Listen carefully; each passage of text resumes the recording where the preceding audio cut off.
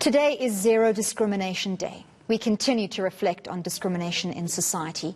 People with disabilities often bear the brunt of direct or indirect discrimination. And for more insight, I'm joined by Thabiso Phetuka, CEO of Disability Economic Empowerment Trust, and Ipeleng Khunou, an athlete. Thank you, gentlemen, for your time this Sunday afternoon. Thank you. I want to start with you, Thabiso. And I want to start off with that question of indirect discrimination. We're all aware that people with disabilities often experience direct discrimination, but sometimes we are still unaware of the types of indirect discrimination that they face daily. And that comes often in the form of access, things as basic as access to facilities or to opportunities. Tell us about that. Yeah, good afternoon. Look, it starts with attitudes. When you look at how persons or people with disabilities are discriminated, in the past, society didn't allow for people that are seen to be abnormal. Because even today, disabled people are regarded as not perfect for the society. Governments in the past will quarantine them, make sure that they're away from society. That's why you find special schools being, most of them, outside the townships or communities. So society was told that disabled people are not perfect to live in particular environments. So that's where it begins.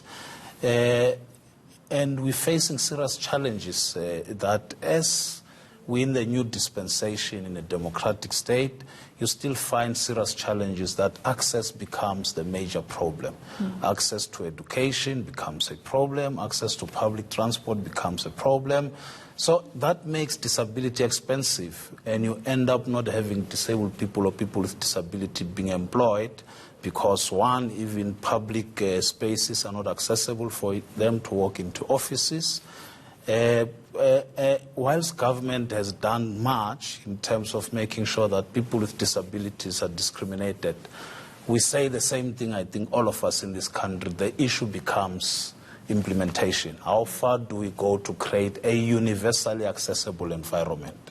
So that non-universally accessible environment, not special access, creates a barrier on its own. That's why we're saying we are people with disabilities because the environment and attitudes disables us. We're not living with a disability. So the exclusion is the discrimination itself. The exclusion is discrimination itself, yes. So, and I'm going to come to you, Ipeleng, in a second, but I want to stick to this for a second. Yes. So implementation requires financial will. Yes. It requires government to say this is an important issue, and often marginalized communities, Yes. and who is more marginalized than people with disabilities, for instance, they are the last to get access to funding. Yes. Is that a huge problem?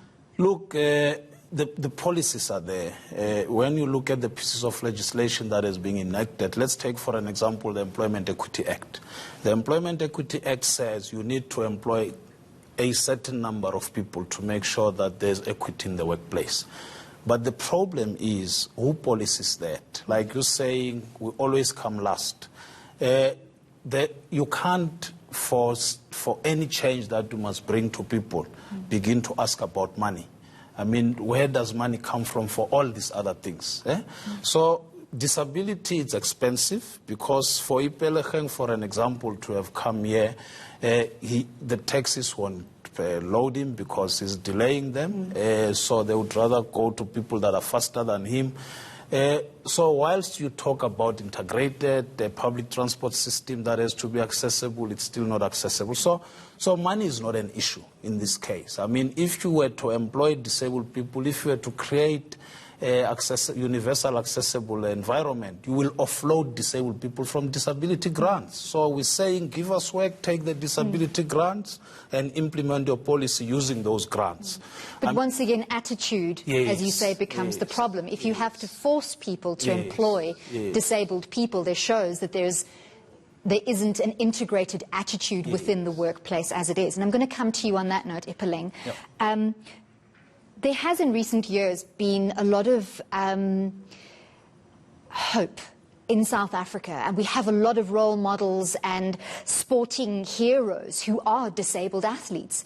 And there has been a lot of media attention garnered around them, and there seems to be quite a warm welcoming of especially athletes with disabilities. So one wouldn't think that athletes specifically still face disabilities on a daily basis, but yet they do. Tell us about that. Unfortunately, that's still the case. It's even worse because of once you are an athlete, there's this perception to think that you've got sponsorships and everything is going well and so on, which is not often the case. I mean, it's the Paralympics year this year, and I'm not sure, but you will probably count less than 5 athletes that are actually sponsored. You've got a whole lot of athletes that are struggling doing campaigns, you know, to get to the Paralympics. Yet we've got a Department of Sports which is there, but somehow we're not, you know, included. Yeah.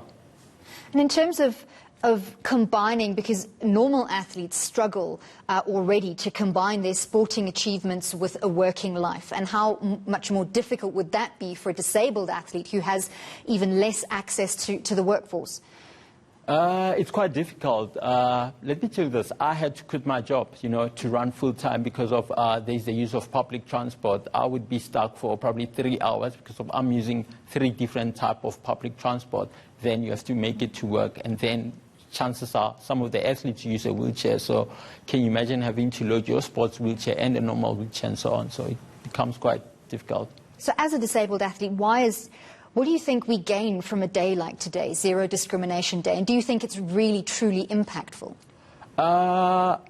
To be honest, it's the first time that I've heard of the day from you guys. So unfortunately, I don't think the Department of Women and Children... I think the criticism is taken. We'll make a note to make sure we address it more often. Thanks. Yeah, but like I said, the Department of Women and Children, one would think they would actually highlight such a day because it's not just disability, but it also, you know, it also talks about the marginalized people who are most of the time discriminated against, but it's not highlighted.